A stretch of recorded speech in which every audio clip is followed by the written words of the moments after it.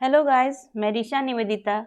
और previous video में हमने समझा था कि न्यूट्रिशन इन प्लांट्स पार्ट 1 में हमने समझा कि all plants are autotrophs because they are autotrophic and they can synthesize their own food in the presence of sunlight, chlorophyll, and by using inorganic materials in the form of carbon dioxide and water. So all green plants, ठीक है, all green plants क्या हैं? Autotrophs हैं. It means carbon dioxide plus water, sunlight,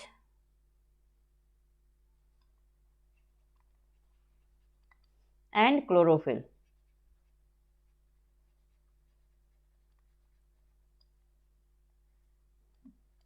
And plants can make their own food in the form of glucose.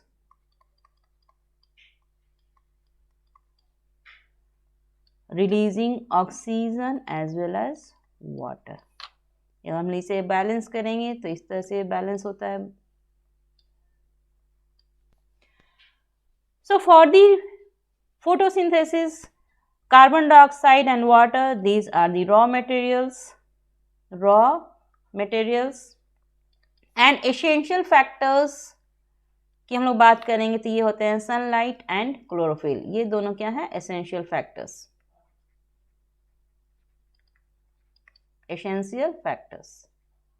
And in this particular video I am going to explain these all experiments which were performed to demonstrate that carbon dioxide, sunlight and chlorophyll is essential for photosynthesis. तो चलिए आज हम लोग समझने की कोशिश करते हैं कि ये सारे जो रॉ मटेरियल्स हैं as well as essential factors क्यों ज़रूरी है. इसे मीन्स दर्शाने के लिए बहुत सारे एक्सपेरिमेंट्स ऑलरेडी किए जा चुके हैं. तो आज हम लोग one by one step by step सारे एक्सपेरिमेंट्स को समझने की कोशिश करेंगे. तो पहला एक्सपेरिमेंट हम लोग समझने की कोशिश करेंगे कि how we can prove that sunlight is necessary for photosynthesis. ठीक है, it is one of the important essential factor for photosynthesis. तो कितनी जो भी एक्सपेरिमेंट्स किए गए हैं रिलेवेंट टू दी फोटोसिंथेसिस, इसके लिए सबसे पहले प्लांट को मीन्स हेल्दी ग्रीन प्लांट, इसके लिए क्या क्या मीन्स कहा जाता है ना कि किसी भी एक्सपेरिमेंट्स को करने के लिए ऑब्जेक्ट्स कुछ होते हैं. ओके, तो यहाँ पर सबसे पहले हम लोग फोटोसिंथेसिस को परफॉर्म करने के लिए एक हेल्दी ग्रीन पॉटेड प्लांट हम लेते हैं. Potted plant. ओके, तो हेल्दी ग्रीन पॉटेड प्लांट को सबसे पहले क्या किया जाता है? डी स्टार्च किया जाता है. डी स्टार्च एक प्रोसेस है जिसमें कि प्लांट्स को 2 से 2 to 3 डेज तक इसे डार्क रूम में, एक कंप्लीटली डार्क रूम में रखा जाता है. क्यों ऐसा इसलिए किया जाता है कि 2 to 3 डेज तक जब हम कंप्लीटली डार्क रूम में रखेंगे तो ऑलरेडी जो स्टार्च बने हुए हैं प्लांट्स में वो यूज्ड अप हो जाएगा और प्लांट्स के एसेसरी पार्ट्स उसे यूज कर लेंगे. ठीक है, तो जब पूरी तरह से डी स्टार्च हो चुका है एक पॉटेड प्लांट, उस पॉटेड प्लांट के एक लीफ पर हम लोग क्या करेंगे? एल्यूमिनियम फॉयल से इसके कुछ पार्ट को हम लोग कवर कर देंगे. एल्यूमिनियम फॉयल इसलिए यूज़ किया जाता है कि वो पूरी तरह से वो ढक देता है उस लीफ के. आप यहाँ देख सकते हो फिगर में कि लीफ के कुछ पार्ट को एल्यूमिनियम फॉयल से ढक दिया गया है. फिर इसे सनलाइट में रखा जाता है. ठीक है, सनलाइट में रखने के बाद मीन्स 1 to 2 डेज के बाद फिर वापस इस लीफ को क्या किया जाएगा? तोड़ दिया जाएगा. और तोड़ने के बाद इसे बॉयल किया जाता है. ओके, बॉयल किस चीज़ में? अल्कोहल में. बॉयल भी करने का प्रोसेस है, इसे डायरेक्टली हम लोग बॉयल नहीं करते हैं क्योंकि अल्कोहल हाईली फ्लेमेबल होता है. अगर इसे हम लोग डायरेक्ट अगर हम इसे बॉयल करेंगे तो ये हाईली फ्लेमेबल होता है. यहाँ बर्स्ट करने की चांसेस ज़्यादा होती हैं, आग पकड़ने का मीन्स एक्सीडेंट्स के चांसेस हो जाते हैं. तो इसलिए वाटर बाथ, एक बड़े से बीकर में पानी रखा जाता है, फिर एक छोटे से बीकर में हम लोग अल्कोहल में लीफ रखते हैं. और बॉइलिंग की प्रोसेस क्यों की जाती है कि यहाँ पर बॉइलिंग प्रोसेस करने से कहते हैं पूरी तरह से डीकलराइज्ड हो जाता है. मीन्स क्लोरोफिल ये पूरे इसमें से हट जाता है. ठीक है, ग्रीन कलर का जो लीफ है वो ग्रीन कलर हट जाता है, ये डीकलराइज्ड हो जाता है. So potted plant with one leaf partly covered with aluminium foil and kept in sunlight. After then that chlorophyll being removed from green leaf by boiling in alcohol. Means alcohol में इसे boil किया गया जिससे कि डीकलराइज्ड हो जाता है, डीकलराइज्ड। Okay, फिर उस लीफ को उस पर्टिकुलर सेपरेट लीफ को हम लोग पेट्रो डिश में रखते हैं जो कि पूरी तरह से क्या हो जाए, क्लोरोफिल यहाँ से हट चुका है। Chlorophyll is remove from the leaf and that leaf is known as decolourised. अब स्टार्च के प्रेजेंस के लिए फोटोसिंथेसिस में क्या हो रहा है, ग्लूकोज बन रहा है। ठीक है, ग्लूकोज बाई प्रोडक्ट है, मेन इंपॉर्टेंट फूड जो बन रहा है in the form of glucose. तो ग्लूकोज और स्टार्च जो कि कॉम्प्लेक्स फॉर्म है ग्लूकोज का, ओके, कार्बोहाइड्रेट का कॉम्प्लेक्स फॉर्म स्टार्च है जो कि फूड स्टोर होता है प्लांट में स्टार्च के फॉर्म में। तो स्टार्च को टेस्ट करने के लिए हम लोग आयोडीन सॉल्यूशन यूज करते हैं। आयोडीन सॉल्यूशन स्टार्च पर वो ब्लू ब्लैक कलर में कन्वर्ट हो जाता है। तो जब हम लोग उस लीफ में क्या करते हैं कि डालते हैं, जब आयोडीन के फ्यू ड्रॉप्स हम लोग डालते हैं तो जो पार्ट अनकवर्ड था, जैसे कि आप यहाँ देखते हैं ये पार्ट अनकवर्ड था, ये भी पार्ट अनकवर्ड था, जो पार्ट अनकवर्ड था वो उस पार्ट में कलर चेंज हो गए। मीन्स वो क्या किस कलर में चेंज हो गया, ब्लू ब्लैक कलर में चेंज हो गया। लेकिन जो पार्ट कवर्ड था वहाँ कोई भी कलर चेंज नहीं हुआ।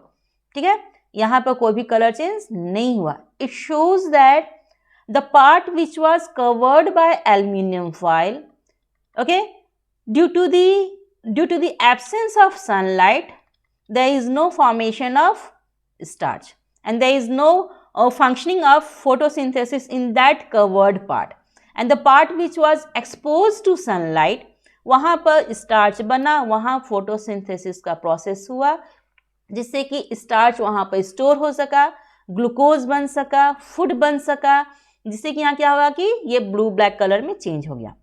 तो ये प्रोसेस, ये एक्सपेरिमेंट आपको परफेक्टली समझाता है कि सनलाइट क्यों ज़रूरी है। We know that ultimate source of energy sunlight, जो भी जितना भी सनलाइट आपके टोटल सोलर एनर्जी उसका 1% प्लांट ट्रैप करता है।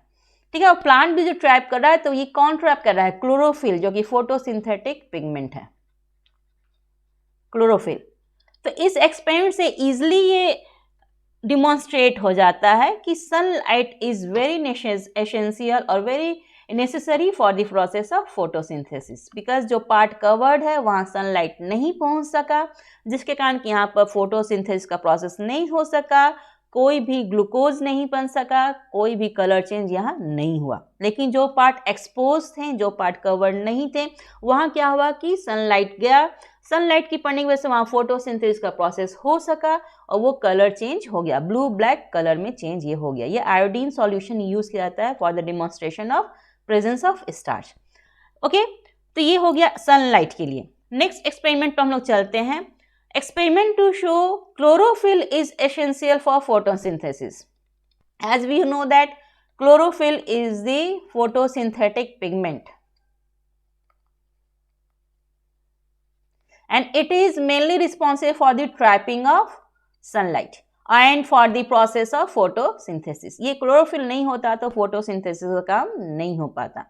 ठीक है, तो इसके लिए हम लोग क्या करते हैं, ऐसे क्रॉटन लीव्स आप लोग जानते होंगे, क्रॉटन लीव्स लेते हैं जिसके कि कुछ पार्ट ग्रीन कलर के हैं, कुछ पार्ट नन ग्रीन कलर के होते हैं। मीन्स वाइट भी हो सकते हैं, पिंक भी हो सकते हैं, येलो भी हो सकते हैं। मीन्स कोई भी ऐसे लीफ को हम लोग लेंगे, croton leaf. Okay, ornamental leaf, ornamental potted plant हम लेंगे जिसके कि लीफ के कुछ पार्ट ग्रीन कलर के होते हैं और कुछ पार्ट नॉन ग्रीन कलर के होते हैं। Means partly green and partly white leaf. ठीक है, तो फिर यही सेम प्रोसेस हम लोग करते हैं, इसमें भी बॉइलिंग का प्रोसेस इसी तरह होता है। ठीक है, वाटर बाथ के साथ लीफ को बॉयल किया जाता है, लीफ को डीकलराइज्ड किया जाता है, मीन्स क्लोरोफिल वहाँ से हटाए जाते हैं। फिर उस लीफ को सेपरेटली रिमूव किया गया, हम लोग उसे तोड़कर अलग रखते हैं, उसे पेट्रो डिश में हम लोग रखते हैं। पेट्रो डिश में फिर वापस वही प्रोसेस हम लोग फिर प्रोसीड करते हैं जिसमें कि होता है आयोडीन सॉल्यूशन का ड्रॉप डालना। ठीक है, तो यहाँ पर हमने ऑब्जर्व किया कि जो पार्ट ग्रीन पार्ट थे वो कलर ब्लू ब्लैक में चेंज हो गया। मीन्स यहाँ पर स्टार्च प्रेजेंट हुआ, मीन्स यहाँ पर फोटोसिंथेसिस का काम हुआ। क्या काम हुआ यहाँ, फोटोसिंथेसिस। ठीक है, लेकिन जो पार्ट नॉन ग्रीन पार्ट थे, मीन्स ये जो पार्ट आपको दिख रहा है ये क्या है, नॉन ग्रीन पार्ट है। तो इस नॉन ग्रीन पार्ट पर क्या हुआ कि कोई भी फोटोसिंथेसिस का प्रोसेस नहीं हुआ, यहाँ कोई भी कलर चेंज नहीं हुआ। So this shows iodine solution being poured on the decolorized leaf, and the part which was green, it means there is the presence of chlorophyll, and in the presence of chlorophyll there is the process of photosynthesis.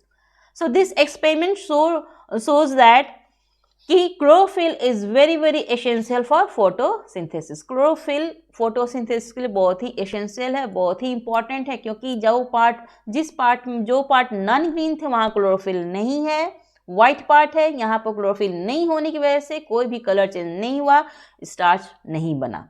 It means वहाँ पर process photosynthesis का नहीं हुआ। उसी तरह हम लोग next experiment पर चलते हैं। मीन्स ये एक्सपेरिमेंट है कि experiment to show carbon dioxide is essential for photosynthesis. Okay, it is one of the important raw material for photosynthesis, क्योंकि फोटोसिंथेसिस में कार्बन डाइऑक्साइड लिया जाता है, ऑक्सीजन रिलीज होता है। ठीक है, in the presence of carbon dioxide ही फोटोसिंथेसिस होता है। तो इसके लिए हम लोग थोड़ा सा चेंज हमें करना है। क्या करना है, हम लोग ऐसे ग्रीन पॉटेड प्लांट को लेंगे, ठीक है, जिसके कि लीफ लंबे हों, छोटे लीफ नहीं, लीफ लंबे हों। क्यों? क्योंकि उसे जार में रखना है। समझ में आया ना? तो यहाँ पर हम लोग क्या करेंगे कि एक ऐसे प्लांट को लेंगे, ग्रीन प्लांट लेंगे जिसके कि लीफ कुछ लंबे हों। ठीक है, इसे भी डी स्टार्च पहले हम लोग करेंगे। सबसे पहला प्रोसेस क्या है, पहला स्टेप क्या है, प्लांट शुड बी डी स्टार्च्ड। ठीक है, plant should be D starch. तो प्लांट डी स्टार्च मीन्स क्या हो कि उसे डार्क रूम में रखा हमने, डार्क रूम में 2 से 3 दिन तक रखने के बाद क्या होता है कि उसके जो स्टार्च होते हैं वो यूज्ड अप हो जाते हैं। ओके, फिर उसे सनलाइट पे रखा जाता है। तो सनलाइट में रखने के पहले क्या किया जाता है कि मीन्स इस बड़े लीफ को ऐसे जार में रखा जाता है, ठीक है, जिसमें कि हमने एक सॉल्यूशन डाला है KOH, पोटेशियम हाइड्रोक्साइड। ठीक है, ये पोटेशियम हाइड्रोक्साइड मेनली यूज किया जाता है क्योंकि ये पोटेशियम हाइड्रोक्साइड ये एब्जॉर्ब करता है कार्बन डाइऑक्साइड को। मीन्स जो भी इस जार में, इस लीफ में कार्बन डाइऑक्साइड थोड़ा बहुत भी प्रेजेंट है तो इसे क्या करता है, वो एब्जॉर्ब कर लेता है।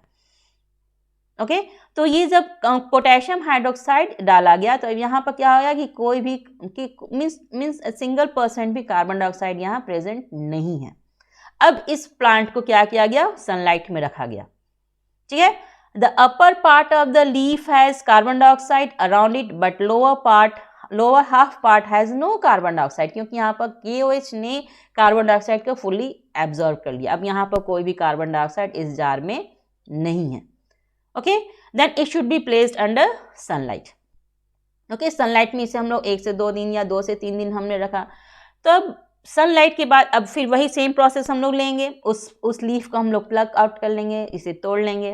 तोड़ने के बाद वापस वही बॉइलिंग की प्रोसेस होगी। ठीक है, वापस वही बॉइलिंग की प्रोसेस, वाटर बाथ के साथ बॉइलिंग, अल्कोहल में बॉयल किया जाता है। क्यों? क्योंकि ये डीकलराइज्ड हो जाए। ओके, देन फिर वही सेम प्रोसेस, उसे पर हम लोग क्या करेंगे, आयोडीन सॉल्यूशन हम सभी डालेंगे। ठीक है, जब आयोडीन सॉल्यूशन का 1 ड्रॉप भी पड़ा तो वहाँ पर क्या होगा, जो पार्ट बाहर की ओर एक्सपोज था, जो पार्ट जार के बाहर था, वे उस पार्ट में कलर चेंज हो गया, means turns blue black colour. Okay, and the part which was under the jar, यहाँ पर किसी भी तरह का कलर चेंज नहीं है, no starch present. It means क्या हुआ कि जब कलर यहाँ चेंज नहीं हुआ, ब्लू ब्लैक कलर में चेंज नहीं हुआ, it shows that there is no formation of starch. Okay, जब स्टार्च नहीं बना तो फोटोसिंथेसिस नहीं हुआ, means no photosynthesis, no photosynthesis. Got it?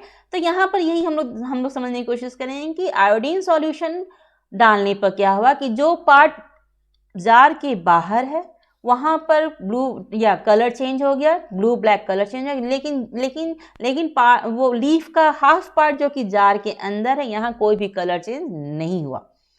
ठीक है, इट मीन्स यहाँ पर फोटोसिंथेसिस का प्रोसेस नहीं हुआ। तो ये तीनों एक्सपेरिमेंट्स जो हैं आपको क्लियरली शो करते हैं कि जो रॉ मटेरियल्स हैं, carbon dioxide, essential factors, sunlight, ठीक है, एंड क्लोरोफिल। ये सारे ही बहुत ही इंपॉर्टेंट है, बहुत ही नेसेसरी है for the processing of photosynthesis. अगर इन सारों अगर पानी हम लोग नहीं डालेंगे तो पौधा तो ऐसे भी मुरझा जाता है, हम सभी जानते हैं। इसलिए पानी बहुत ज़रूरी है। मीन्स फोटोसिंथेसिस को अगर हम सेपरेटली हम लोग डिनोट करते हैं, okay, CO2 plus H2O, glucose C6H12O6 plus O2 plus H2O।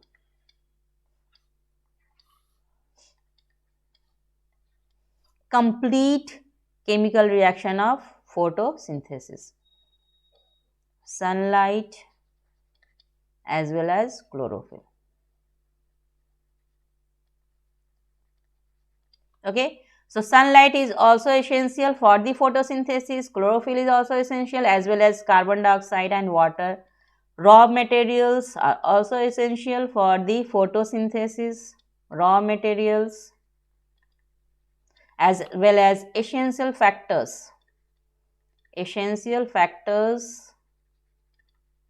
are also essential for the photosynthesis.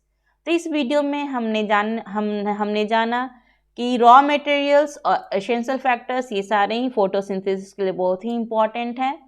तो न्यूट्रिशन इन प्लांट खत्म होता है यहाँ पर, क्योंकि यहाँ पर हम लोग ऑलरेडी समझ चुके हैं कि all green plants are autotrophs as they can synthesize their own food. Autotrophs है मीन्स क्या हुआ कि ये फोटोसिंथेसिस परफॉर्म करते हैं। Photosynthesis means presence of sunlight, photo means sunlight and synthesis means to make food. Okay, photosynthesis के लिए main 3 events हैं फोटोसिंथेसिस में। फोटोसिंथेसिस के प्रोसेस है CO2 6CO2 plus 12H2O, C6H12O6 plus oxygen plus water. ये कहाँ होता है? What is the site of photosynthesis? Site of photosynthesis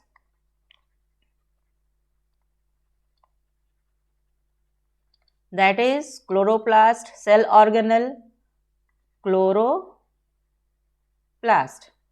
chloroplast में dark reaction, light reaction, dark reaction completely ये फोटोसिंथेसिस को कंप्लीट करता है, light reaction and dark reaction.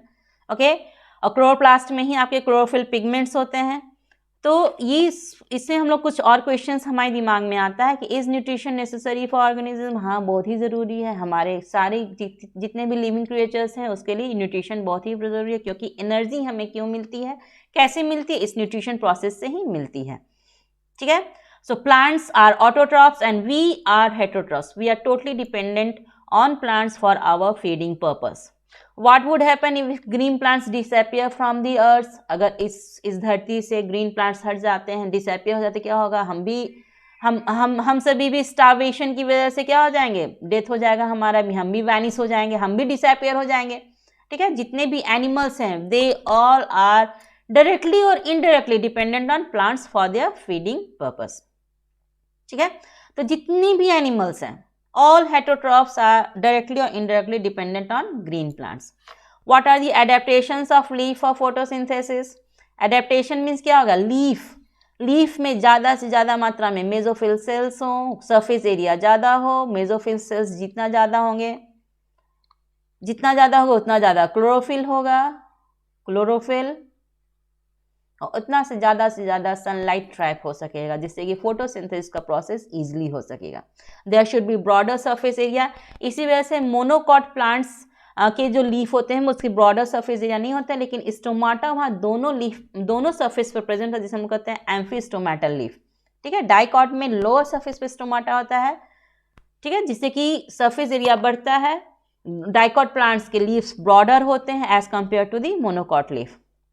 How do guard cells regulate opening and closing of stomatal pore? Guard cells में water की entry regulate करता है। जैसे ही वाटर इंटर होता है वो टर्जिट हो जाते हैं, जिससे कि वो ओपन हो जाता है। वाटर लूज करने से वो कॉन्ट्रैक्ट करता है, फिर स्टोमेटल पोर क्लोज हो जाते हैं। मीन्स गार्ड सेल्स में वाटर की entry, turgidity, due to the turgidity of the guard cells there is the opening of stomatal pores, and after the losing of water from the guard cells there is the closing of stomatal pore. Means guard cells regulate करता है stomatal pore को खुलने और बंद होने में। एक और क्वेश्चन आपको यहाँ दिख रहा होगा, photosynthesis converts energy X into energy Y. What are X and Y? ठीक है, X मीन्स सोलर एनर्जी। देखिए यहाँ पर X सनलाइट, तो ये सनलाइट एनर्जी केमिकल एनर्जी में कन्वर्ट हो रहा है। So X is solar energy and Y is chemical energy. ठीक है, so solar energy is converted into chemical energy. So here X is solar energy and Y is chemical energy. Okay, so next video में मैं लेकर आऊँगी और nutrition in animals, जिसमें हम लोग समझने की कोशिश करेंगे heterotrophic mode of nutrition. They are various modes of heterotrophic mode of nutrition. After then human nutrition हम लोग समझेंगे।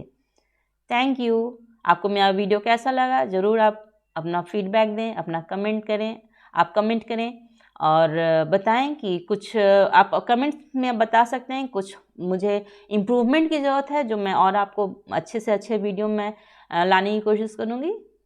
Okay, thank you.